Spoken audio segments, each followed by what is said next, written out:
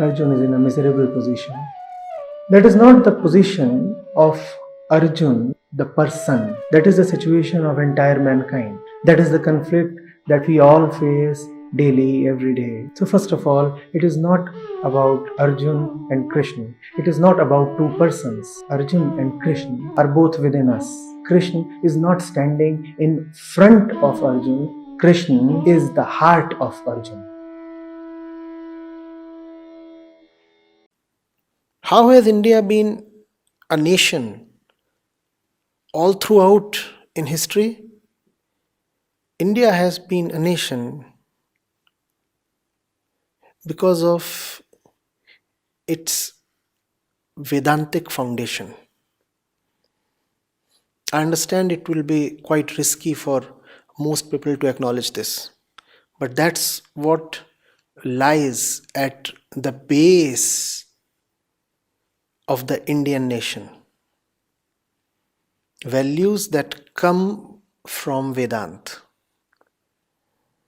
And now you know why youngsters have only a shallow relationship with the nation today.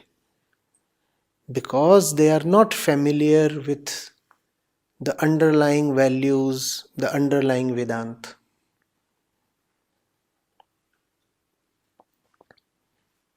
Hmm?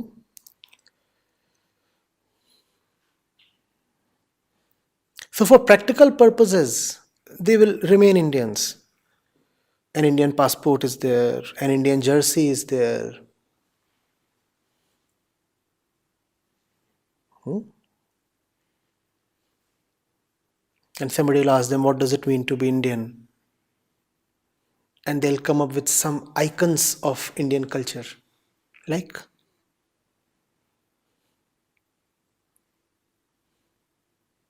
dosa, masala dosa.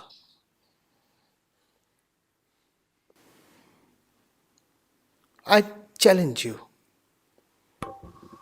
How do you represent India to someone of another nationality? Tell me.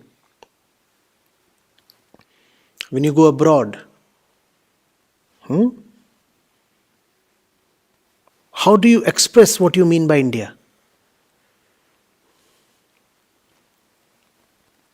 Beyond the area on the map, what does India mean to you? How do you communicate it to, let's say, that Dutch national? How do you communicate it? It is quite horrifying. But you have very little beyond the masala dosa.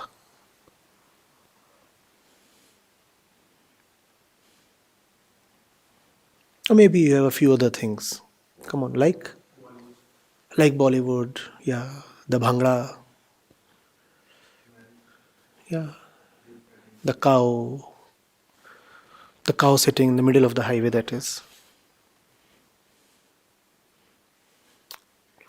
the monkey riding the elephant, hmm? Peeing by the roadside. No, you can have,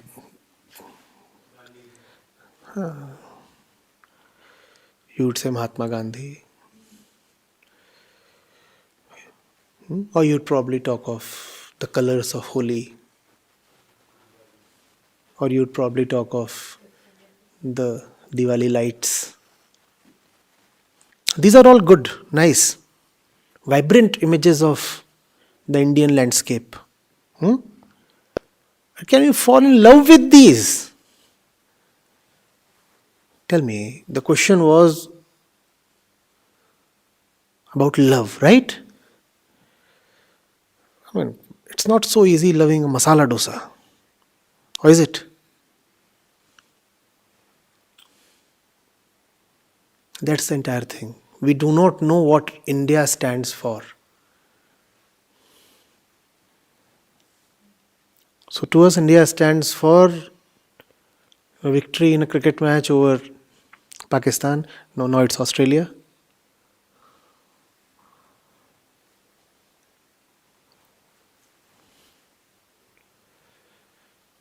And, I mean, the Kumbh Mela, no? Naga sadhus, yoga. What is India beyond all this to you? Tell me.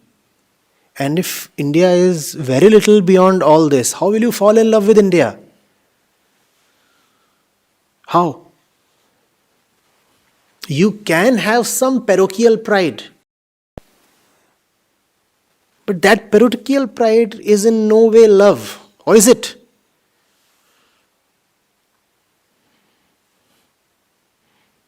To love, you need something, I said, sublime, something sacred, something worth worshipping.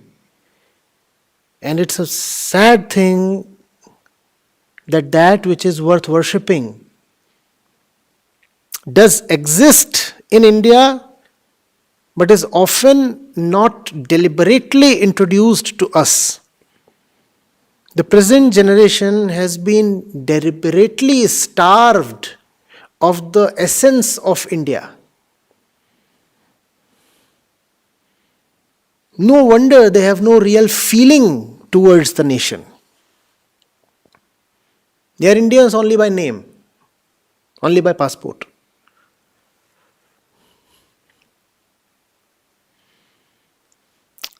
And they don't want to remain Indians even in name.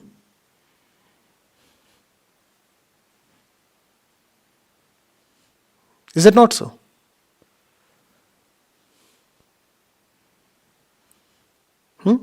Yes, Guls, Pairs. Go to YouTube or any of these social media and you will find all Indians. I don't know what you call these as. You can't call these as pen names, but usernames. Indians having usernames like the fellow's name is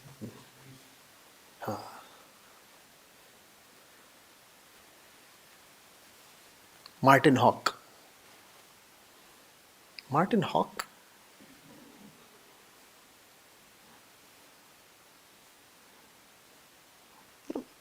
We think of these things as trivia, right? The fellow's name was Martand. Martand means the sun. Martand Kumar became Martin Hawk. We think of this as some kind of a passing fad, you know. It's not passing fad. It points towards something deeper. The fellow is ashamed of his identity. He wants to wear a totally different persona.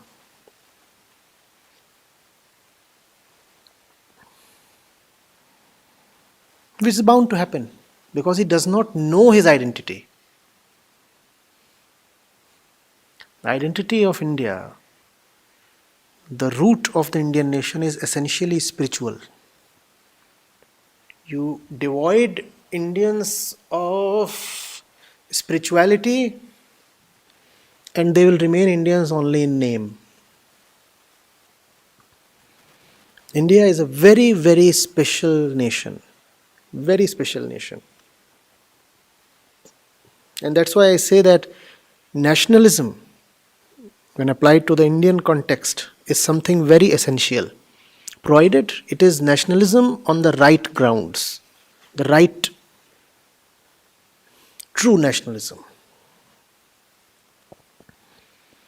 Because other nations are founded on very exclusive grounds, sometimes even on violent and narrow-minded grounds. No? The Indian nation is founded on a very expansive ground, very expansive, very uplifting, very enriching. And therefore, nationalism must flourish in India. But not the nationalism of the shallow kind. Not the kind of nationalism that led to the world wars.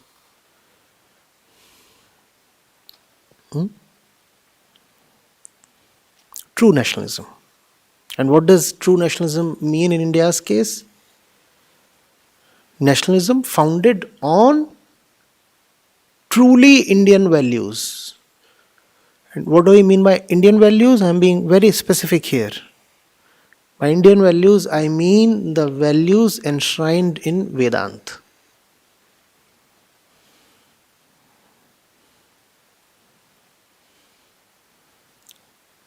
As long as the youth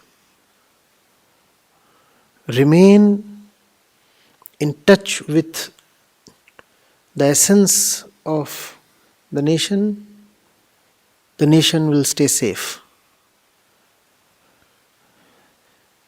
When the youth start losing touch with